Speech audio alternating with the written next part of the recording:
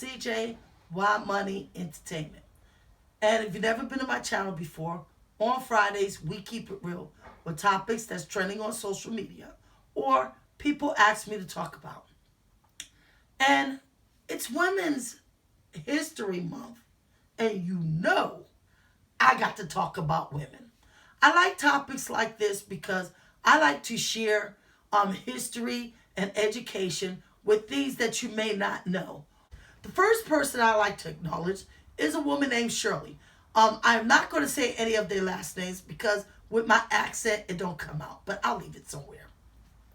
Shirley was the first African American woman to go for the presidency of the United States. And this was in 1972. This wasn't really heard of women really wanting to be a president, and definitely not an African American in 1972. Not in the United States. And she didn't do it to make a political statement. She did it because of women's rights. The women need rights, and we've been fighting for rights forever in the United States. So that's what she did it for. She was also black congresswoman in 1968. So it was only right for her to understand the rules and the laws of the United States as a congresswoman in 1968, and then to turn around in 1972 and go for the Democratic Party as a president. I don't normally talk about political activities on my channel, but I think as a woman of that ethnicity background, to fight for not civil rights only, but for rights of women is a great form of showing political rights and putting a stepping stone for other women who wanted to go in politics of all different races or cultures, should I say. The next woman I want to talk about is another political woman, and her name is Carmen, and she's from Puerto Rico, San Juan. And the reason why I chose her is because she's the mayor of San Juan, and I thought that was great.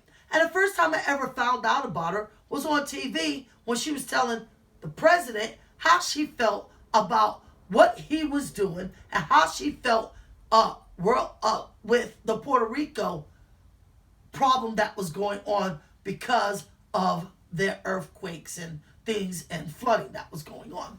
And she didn't hold her tongue. She is now running for governor for 2020. And I thought, wow, that is really good for a woman to get ahead and stand up to a president from Puerto Rico of a different culture. Good job. The third and last person I want to talk about, a woman named Katie. And Katie always loved sports. And she always dreamed of one day playing football. So she went and decided that she played football for the Women's Ally Association, which is a football association. And she dreamed of that as a little girl.